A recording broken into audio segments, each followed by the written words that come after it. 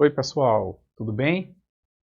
Olha, no encontro anterior a gente estava conversando um pouquinho sobre a expansão marítima europeia necessária para que a gente entendesse aqui a chegada dos portugueses ao território denominado Brasil. Observamos um pouco ali de todas as mudanças que a Europa estava passando, com a crise do sistema feudal, consequentemente da centralização política em torno das monarquias absolutistas, e a grande necessidade que vai surgindo na Europa de uma nova rota de comércio para a região das Índias. A partir desse momento, você tem o que chamamos ali na história de expansão marítima, que será os portugueses sendo pioneiro, circunnavegando a África, chegando até a, a Ásia. E em seguida também os espanhóis, só que fazendo um percurso diferente, tentando, através do Colombo, a circunnavegação do planeta e, consequentemente, colocando agora para o mapa europeu também o continente americano. E aí você tem, em 1494, a assinatura do Tratado de Tordesilhas. O Tratado de Tordesilhas, que será um marco inicial no processo de partilha colonial. Então, a partir dele, você tem ali um interesse cada vez maior desses países europeus em aumentar os seus domínios para que, seguindo aquela linha mercantilista que também conversamos, de ter colônias e de enriquecer o seu território, para que eles se tornassem cada vez mais ricos e detesse ali um grande poder dentro do continente europeu. Meu nome é Gustavo Henrique, eu sou historiador e vamos estar aqui sempre nos encontrando para tratar de diversos assuntos, de temas de história. Vou estar sempre mostrando alguns slides aqui a você, em alguns pontos que coloco, mas que sempre digo, você vai colocar, acrescentar nesses slides também as tuas colocações, tópicos que você acha ali pertinentes no teu estudo, porque lembrando que em história a gente precisa de uma leitura complementar em que eu possa ali acrescentando algo que muitas vezes o professor ele não falou, ou que você acha mais pertinente para que você possa entender outro assunto. Bem, você terá nesse processo das grandes navegações, o alvo é o Oriente. Vamos lembrar que tanto os navegadores portugueses circunnavegando a África, ou os navegadores espanhóis que vão aportando aqui na América, havia um interesse maior no Oriente, porque ali é onde vinha as riquezas necessárias e o comércio necessário para que a Europa, naquele momento, fosse cada vez mais se enriquecendo. Então, o alvo é o Oriente. Ok. Só que, em 1494, Portugal e Espanha assinam o Tratado de Tordesilhas. O Tratado de Tordesilhas ele vai ser colocado, nesse momento, como... vai ser colocado de forma a evitar um conflito ali entre portugueses e espanhóis. O Tratado de Tordesilhas ele será vantajoso para ambos os lados. Na verdade, quando evita-se o conflito ali entre ambos. Portugal está interessado em um acordo porque quer continuar circunnavegando a África sem a interferência ou embate com os espanhóis. E por outro lado, a Espanha também quer o Tratado de Tordesilhas, porque essas terras recém-descobertas pelos espanhóis, e aí eu estou colocando a palavra descoberta no sentido de aparecer para a Espanha, tá? Então, as terras do Novo Mundo da América é o alvo da Espanha. Então você percebe que ambos estão ali com olhares diferentes. Portugal está com um olhar muito atento ao Atlântico. Porque Portugal ele vem ali dominando as navegações no Atlântico, então quer afastar a Espanha. Então você percebe que o Tratado de Tordesilhas nesse momento ele é muito importante para ambos os lados. Você tem a assinatura do Tratado de Tordesilhas e você terá, o marco será o Cabo Verde, né, o conjunto de ilhas ali do Cabo Verde, a 100 léguas passaria ali no Tratado de Tordesilhas, né, a linha imaginária, colocando, perdão, a 370 léguas. A 100 léguas você tem ali a Bula Intercoetera, um documento anterior que foi colocado ali pelo Papa, mas que não foi ali aceito, né? E você tem agora o Tratado de Tordesilhas com 370 léguas. Quando eu empurro essa linha para 370 léguas, eu dou o domínio do Atlântico basicamente para Portugal, mas eu garanto também a maior parte das terras para a Espanha. Talvez ali não proposital, né, que a maior parte da terra fosse da Espanha, porque a gente está falando em 1494, consequentemente não tinha-se ali o sentido correto, perfeito do mapa americano. Mas sendo dessa forma, Portugal ganha o domínio do Atlântico Sul e, por outro lado, ganha também um pedaço de terra na América. Então, a linha, do jeito que ela foi traçada, ela conseguiu deixar que portugueses tivessem o que queria, o domínio do Atlântico, mas, por outro lado, também um pedacinho de terra ali para os portugueses. E esse pedaço de terra ali para os portugueses é o que vem a ser o Brasil. Mas bem, vamos voltar um pouquinho no período das grandes navegações.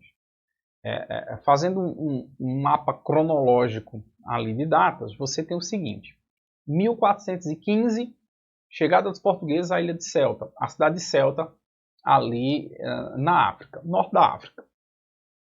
Você tem depois 1434, o navegador Gil Eanes, ele passa de um ponto ali no Marrocos, que é o Cabo Bojador, que foi muito importante passar dessa área, porque havia uma questão mitológica que era acreditar que ali você tinha o fim do mundo, né? O mundo acabaria. Esse era um ponto ali que muitas vezes dificultava ali as grandes navegações, porque você tinha uma corrente de pensamento que acreditava que a Terra seria plana, que terminava em enormes quedas d'água, e que esse mar todo seria habitado por monstros. Então essas navegações ali terminavam sendo dificultadas também pela questão mental. Então quando o Gil Eanes ele passa do Cabo Bojador, em 1434, ele quebra ali um paradigma, né, de que o mundo acabaria ali. Bom, depois você tem na sequência o Diogo Cão, esse é o sobrenome dele mesmo, tá? Diogo Cão, que vai explorando a costa africana. E aí vão lembrando que cada vez que eu vou fazendo essa exploração, cada navegador desse, ele foi mapeando, ele vai escrevendo, ele vai fazendo suas anotações. Então os próximos que vêm, eles não vão vir já totalmente perdidos. 1488. Olha, 1488 você tem ali o Bartolomeu Dias dobrando o Cabo da Boa Esperança, né, dobrando a ponta da África, ali na África do Sul, para seguir para as Índias. Isso 88. 1492. 92 você tem o Cristóvão Colombo que desembarca na América. Certo? 92. Então, os portugueses ainda não tinham conquistado seu objetivo, de fato chegar às Índias, os espanhóis chegam à América. 94, assinatura do Tratado de Tordesilhas, tá, para demarcar o espaço de quem.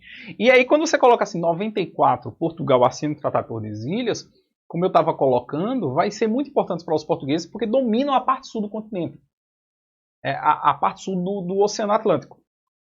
Por quê? Porque eles ainda estão naquela batalha de conseguir chegar até essa nova rota. 4 anos depois ocorre isso. 4 anos após a assinatura do Tratado de Tordesilhas, em 98, o Vasco da Gama chega até a cidade de Calicut, na Índia. Então você tem aí 98 a chegada dos portugueses. Bom, 2 anos depois, 2 anos após, em 1500, aí Portugal se prepara para outra grande expedição. E essa outra grande expedição, agora chefiada pelo navegador o Pedro Álvares Cabral.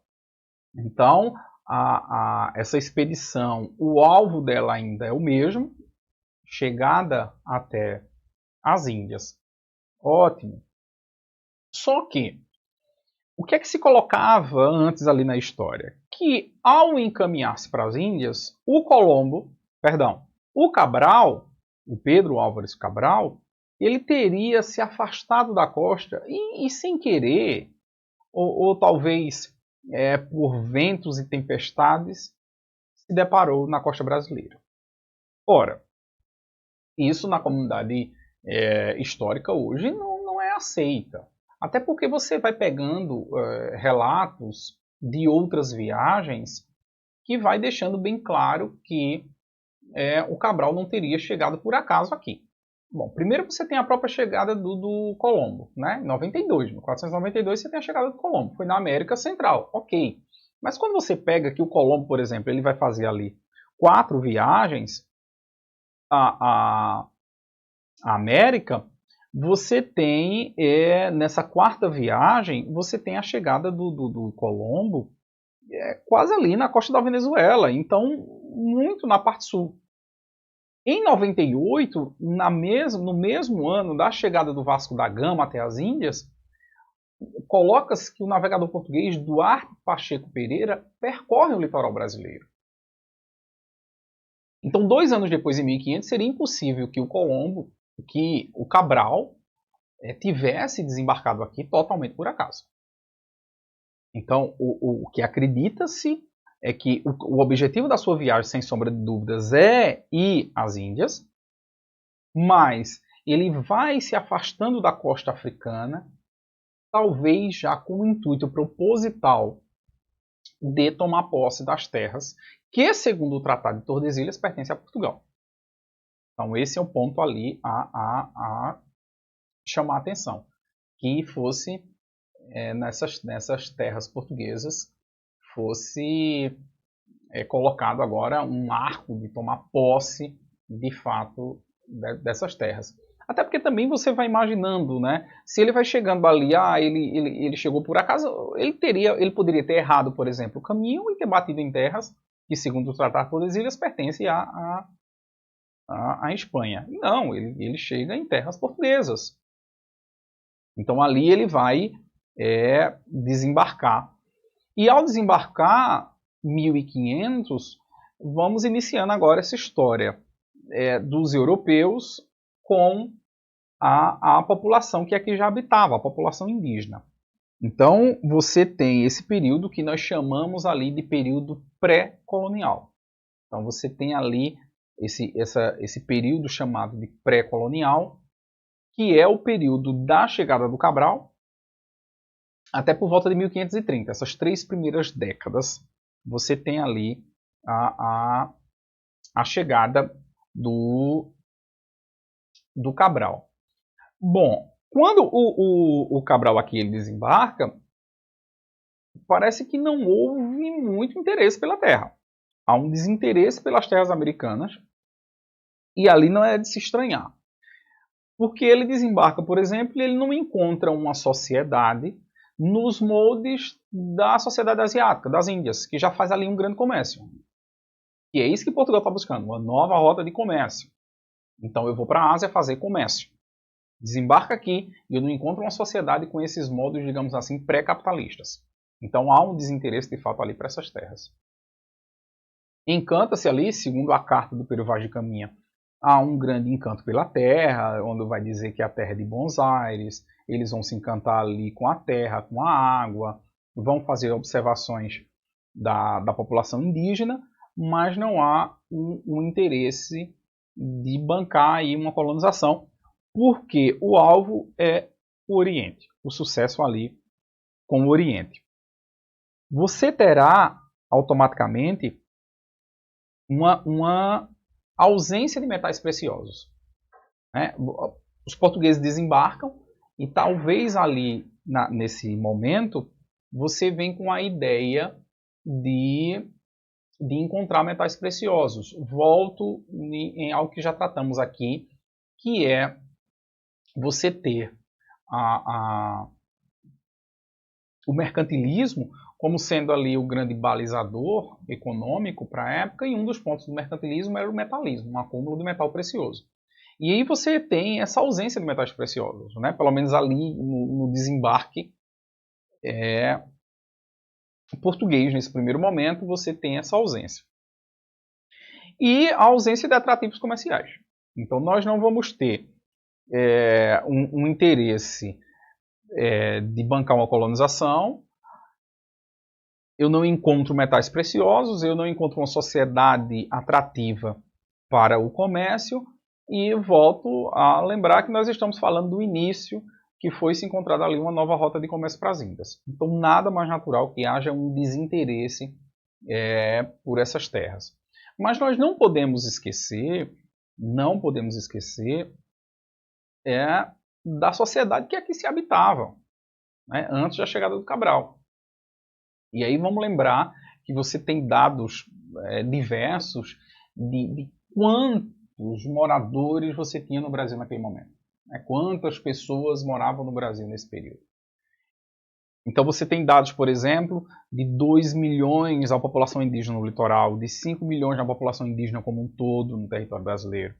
Não uma população homogênea, mas diversas tribos e nações divididas basicamente em dois troncos, o tronco Tupi no litoral, o tronco Tapuia para o interior. Nesse litoral você tem ali diversas tribos indígenas, Caetés, Tabajaras, Tupiniquins, Goitacazes, são diversos.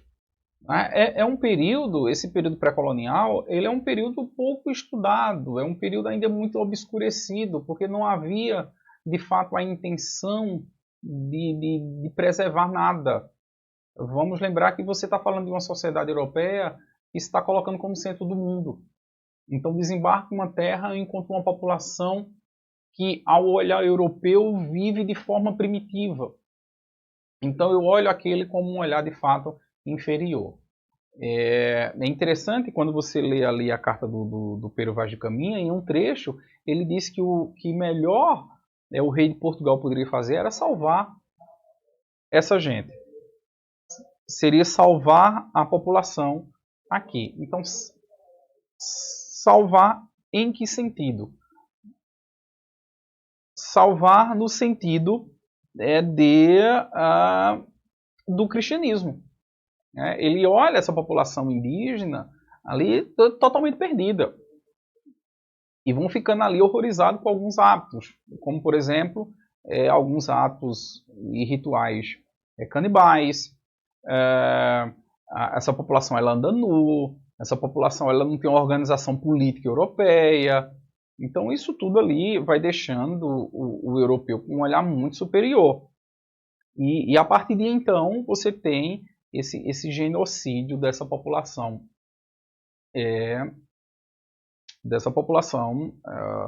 indígena.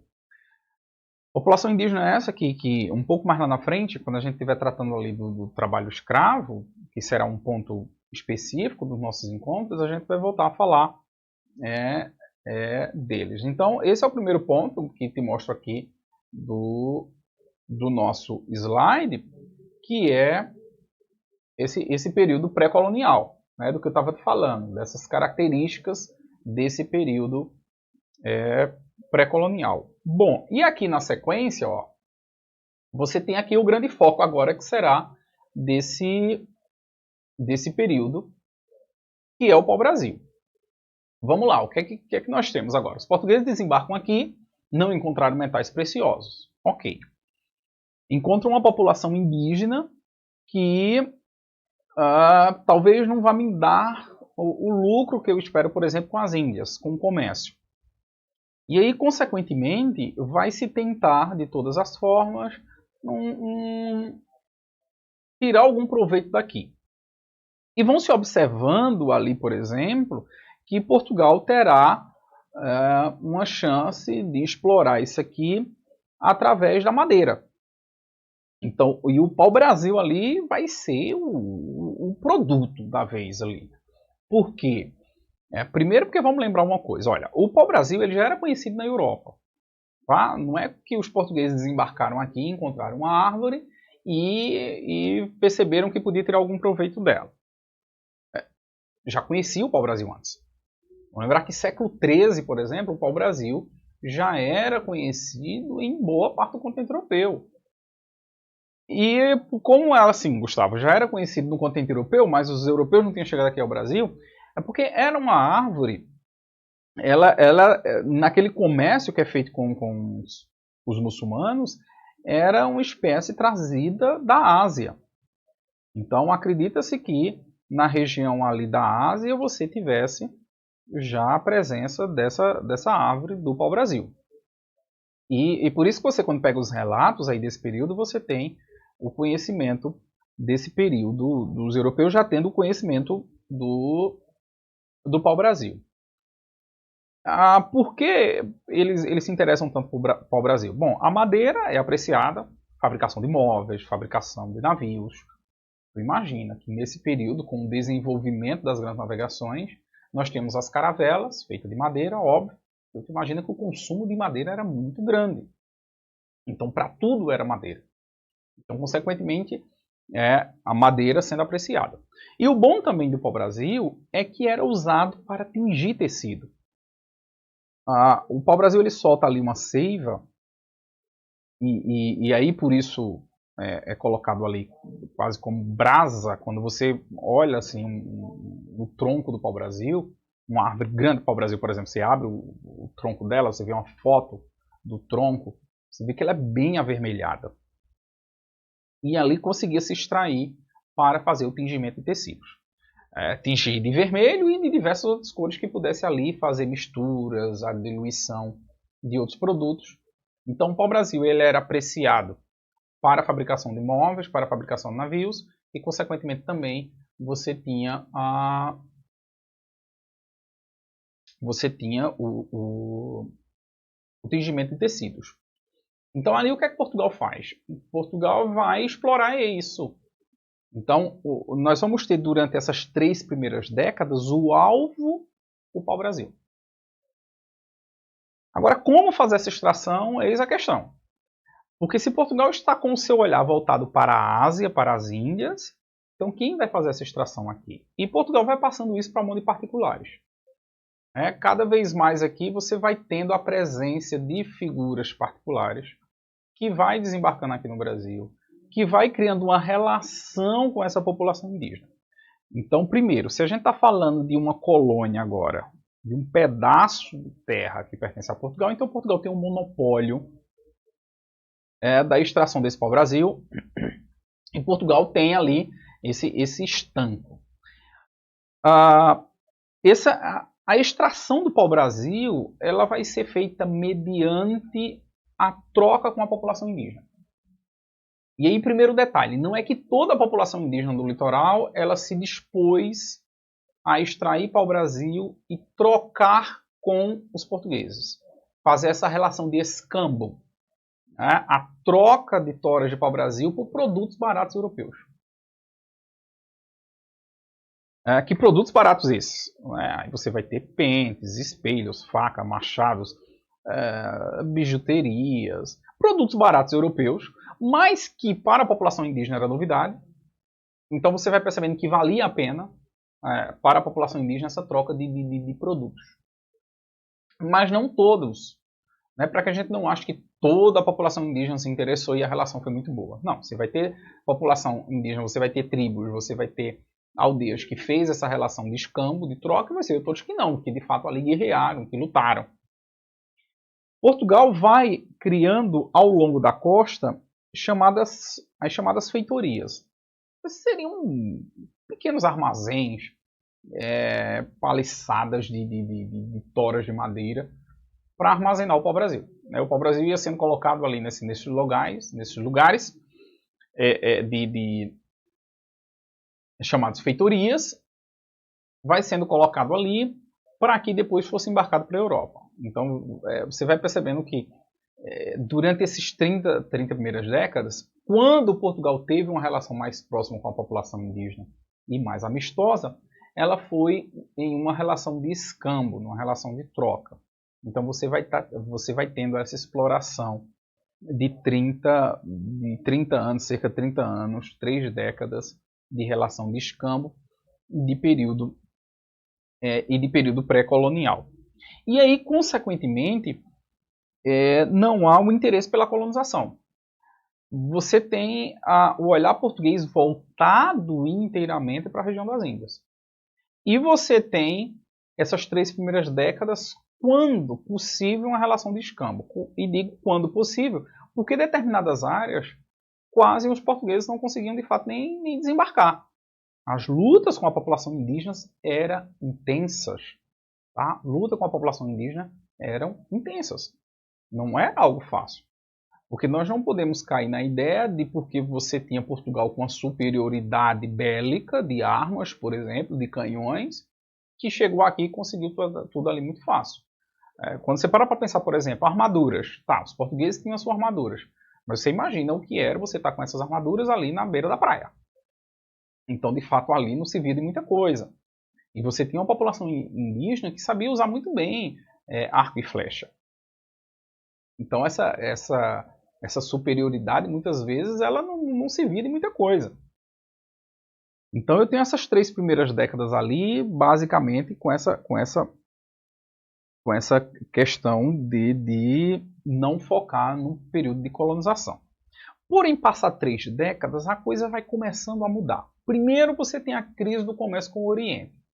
Ora, as especiarias que vinham do Oriente, elas eram, sim, novidades. Ali no século XV, ela era novidade. Quando você começa o período de expansão marítima, você tinha os produtos ali sendo novidade. Ok. Mas, no entanto, passado 3 décadas, já estou falando aí por volta de 1530, muitas especiarias já não eram mais tão novidade. O preço caíra consideravelmente. Então já talvez não valesse tão a pena tantos investimentos no comércio para o Oriente. Outro ponto também de você perceber é que você terá uma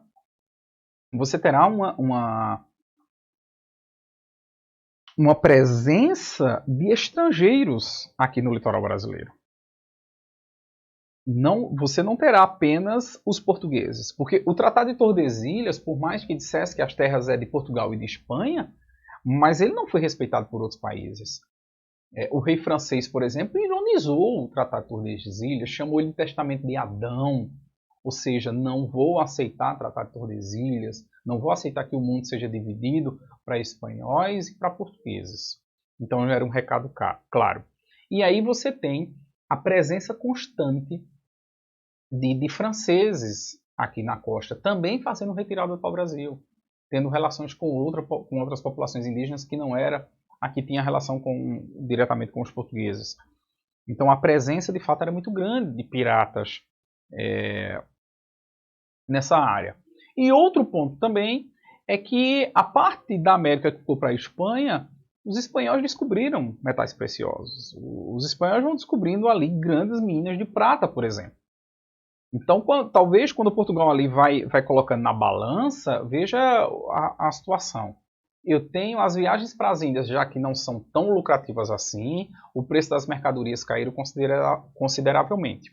Por outro lado, o território do Brasil, ele está tendo uma presença constante de piratas, principalmente franceses. E, por outro lado, eu tenho a possibilidade de encontrar metais preciosos, já que os espanhóis, em certa medida, conseguiram isso.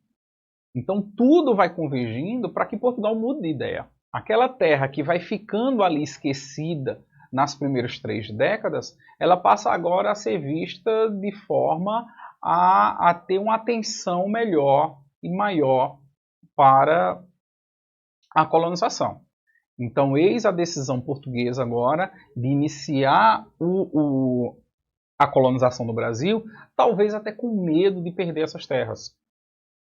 Tá? Eu não tenho esse processo de colonização nas Índias. Lembre-se que nas Índias eu estou em busca principalmente do comércio. Mas eu olho para as terras aqui do Brasil, e assim olhou portugueses ou espanhóis, olham para a América como um todo, e veem a chance de fato de colonizar, de tomar para eles a terra. Porque eles não vão encontrar aqui na América reinos que pudessem se contrapor ao seu poderio militar. Então, consequentemente, há agora a necessidade de colonizar. No Brasil falta estrutura administrativa, só tinha as feitorias, a presença de piratas, principalmente franceses, a possibilidade de encontrar metais preciosos, então há de fato a intenção agora de colonizar. Então, a partir de 1530, vai mudando a relação de Portugal para um processo colonial.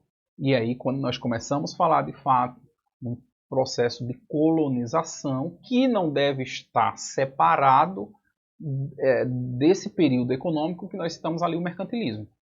Colonizar essas terras seria fazer com que mais um pedaço de terra português servisse para o engrandecimento da sua nação. Mas isso é assunto para o nosso próximo encontro, para que a gente possa conversar agora sobre o período colonial, que de fato será longo. Nós vamos ter aqui diversos encontros tratando desse tema. Um abraço, pessoal, e até o próximo encontro.